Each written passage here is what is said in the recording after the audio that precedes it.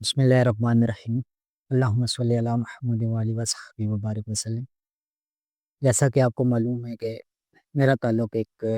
روحانی معالج اور بطور عامل اس فیلڈ سے ہے۔ طرح طرح کے مسائل لوگوں کے ساتھ درپیش آتے ہیں، لیکن چند ایک لوگ ایسے بھی ہیں جو ان معاملات کا مذاق اڑاتے ہیں یا اس چیز کو حقیقتاً تسلیم نہیں کرتے، اور بسا اوقات ایسے مریض بھی ہوتے ہیں جن کے ساتھ جنات وغیرہ کے مسائل ہوتے ہیں، لیکن وہ اس طرف آنا پسند نہیں کرتے، بلکہ وہ اس کو ایک میڈیکلی مسئلہ کہہ دیتے ہیں کہ جنات حقیقت ہے، لیکن جنات کے زیر اثر ایسے کوئی معاملات نہیں ہو سکتے۔ تو میں آج آپ کو اس ویڈیو میں بتاتا ہوں کہ کیا اس میں کوئی حقیقت ہے، قرآن و سنت کی روشنی میں اس چیز کی کیا دلیل ہے کہ جنات اپنا اثر انسان پہ ڈال سکتے ہیں، اسے ڈپریشن جیسی بیماری یا ایک جسے پاگل پن کہہ سکتے ہیں، دورے پڑنا کہہ سکتے ہیں، ایسے امراض میں ڈال سکتے ہیں، اور جنات جو ہیں انسان کے جسم میں داخل ہو سکتے ہیں یا داخل نہیں ہو سکتے۔ سب سے پہلی بات تو جان لی جائے کہ امت مسلمہ میں اور اس سے ہٹ کے جو غیر مسلم ہیں وہ بھی جنات کے وجود کے ماننے والے ہیں۔ ایک فرقہ ہے، فرقہ قدریہ۔ اس کے قدیم لوگ تو اس بات کے کہ جنات کے قائل تھے، لیکن جو نیا یا جدید جو لوگ ہیں اس فرقے کے، وہ جنات کے وجود کے بالکل ہی سرے سے انکاری ہیں۔ اور اس کے علاوہ کچھ ایسے لوگ بھی ہیں جو جنات کے معاملات کو حقیقتاً تسلیم نہیں کرتے اور میڈیکلی معاملات کی طرف لے جاتے ہیں۔ ٹھیک ہے، میڈیکلی معاملات بھی ہوتے ہیں، لیکن ہمارے پاس ایسے مریض بھی آتے ہیں جو میڈیکلی علاج کروانے کے باوجود بھی صحت یاب نہیں ہوتے۔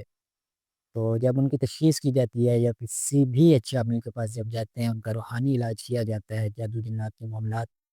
ختم کیے جاتے ہیں، اس والے سے علاج کیا جاتا ہے، تو وہ لوگ الحمد للہ صحت یاب ہوتے ہیں، ان معاملات سے چھٹکارا حاصل کرتے ہیں۔ تو سب سے پہلے ہم یہ چیز جانتے ہیں کہ کیا قرآن میں اس چیز کا کوئی ثبوت ہے کہ جنات جو انسان کو پکڑ کر سکتے ہیں یا اس کے جسم میں داخل ہو سکتے ہیں یا اس کے معاملات خراب کر سکتے ہیں جسمانی یا نہیں؟ تو اللہ پاک نے سورہ البقرہ جو قرآن پاک کی دوسری سورہ ہے ترتیب کے لحاظ سے، اور قرآن پاک کی سب سے بڑی سورت ہے، تو اس کی آیت نمبر 275 کے ابتدائی حصے میں اللہ پاک فرماتا ہے، ترجمہ و مفہوم کچھ اس طرح ہے۔ اس آیت میں بظاہر تو سود کھانے والوں کے بارے میں کہا گیا ہے، لیکن اس کے ساتھ تشبیہ دی گئی ہے کہ وہ لوگ کیسے ہوں گے۔ تو ترجمہ اور مفہوم کچھ اس طریقے سے ہے، وہ جو سود کھاتے ہیں قیامت کے دن نہ کھڑے ہو سکیں گے، مگر جیسے کھڑا ہوتا ہے وہ جسے آسیب نے چھو کر مخبوط بنا دیا ہو۔ یہ اس آیت کے کچھ حصے کا مفہوم اور ترجمہ ہے۔ اب اس میں بظاہر تو سود کھانے والوں کے بارے میں کہا گیا ہے، لیکن ساتھ تشبیہ کیا دی گئی ہے، تو جو شخص سود کھاتا ہے وہ قیامت والے دن کھڑا نہیں ہو سکے گا، ٹھیک ہے، مگر کیسے کھڑا ہوگا؟ جس سے ایسے شخص کی طرح جو دنیا میں جسے آسیب نے چھو کر مخبوط بنا دیا ہو۔ تو ہم سب سے پہلے جانتے ہیں کہ مخبوط ہے کیا۔ مخبوط دراصل ایک لفظ خبط سے نکلا ہے، جس کے معنی ہے اچانک مارنا، پلٹ کر دینا یا عقل میں خلل ڈالنا۔ اب جن لوگوں کو جناتی مسائل ہوتے ہیں وہ کہ کچھ میڈیکلی وجوہات کی بنا پہ یا ویسے کچھ لوگ اس چیز کو تسلیم نہیں کرتے اور اسے میڈیکل سائٹ پہ لے جاتے ہیں۔ تو اب اس لفظ کو دیکھا جائے تو اس کا لفظ کا ترجمہ جو بنتا ہے اچانک مارنا، پلٹ کر دینا یا عقل میں خلل ڈالنا۔ جو لوگ جناتی اثر کے زیادہ سائل ہو جاتے ہیں، ان پہ اثر پڑ جاتا ہے، تو ایسے لوگوں کے آپ معاملات دیکھیں جب ان پہ جناتی وجود زیادہ اثر ڈالتا ہے، جنات کا اثر جب بڑھ جاتا ہے، تو وہ لوگ اچانک طرح طرح کی عجیب عجیب حرکتیں جس میں اچانک مارنا، وہ خود کو بھی مار پیٹ سکتے ہیں۔ اکثر لوگ ہمارے پاس ایسے پیشنٹس بھی آتے ہیں یا لوگ بتاتے ہیں اپنے جو گھر کے مریض ہوتے ہیں ان کے بارے میں کہ وہ اچانک اپنے آپ کو مارنا شروع کر دیتے ہیں یا گھر کے باقی افراد کو بھی مارنا شروع کر دیتے ہیں۔ اور یہ اس لفظ خبط کا ترجمہ بھی ہے، معنی ہے اچانک مارنا، پلٹ کر دینا، یہ ایک معنی بھی ہے۔ اب دیکھیں جن لوگوں کو جناتی مسائل ہوتے ہیں، آپ دیکھیں اکثر وہ چیزیں معاملات سارا کچھ الٹ پلٹ کرنا شروع کر دیتے ہیں جب ان پہ یہ کیفیت طاری ہوتی ہے۔ اس کے علاوہ جنات کے زیر اثر جو لوگ ہوتے ہیں اکثر ان کی عقل میں خلل آ جاتا ہے، وہ عجیب عجیب طرح طرح کی ویکی ویکی باتیں کرنا شروع کر دیتے ہیں، جس سے بظاہر تو یہی لگتا ہے کہ یہ لوگ مینٹلی اپسیٹ ہو گئے ہیں۔ اور جو لوگ اس چیز کو جنات کے وجود کو ماننے کے باوجود اس چیز کو سیریس نہیں لیتے اور اسے میڈیکلی سائڈ پہ لے جاتے ہیں، ٹھیک ہے میڈیکلی علاج کروانا چاہیے، لیکن ایسے لوگوں کو کیا ہوتا ہے کہ میڈیکلی علاج کروانے کے باوجود ایسے لوگ ٹھیک نہیں ہو پاتے یا ان کا علاج کامیاب نہیں ہو پاتا، اور ساری زندگی ان کی ایسے ہی گزر جاتی ہے صرف اس بیس پہ کہ ہم اس چیز کو نہیں مانتے۔ لیکن قرآن میں واضح اس چیز کا ثبوت ہے، اور یہ اشارہ دیا گیا ہے کہ سود کھانے والے کے بارے میں وہ کھڑا نہیں ہو سکے گا، مگر کیسے کھڑا ہوگا؟ اس شخص کی طرح جسے آسیب نے جنات نے چھو کر مخبوط بنا دیا ہو۔ تو اب دیکھیں اکثر لوگ جب جنات کا دورہ پڑتا ہے وہ اپنی ایک جیسے عام انسان نارمل حالت میں ہوتا ہے، یا وہی شخص جو نارمل حالت میں ہوتا ہے ویسے جیسے کھڑا ہوتا ہے یا چال چلن ہوتا ہے اس کا ٹوٹلی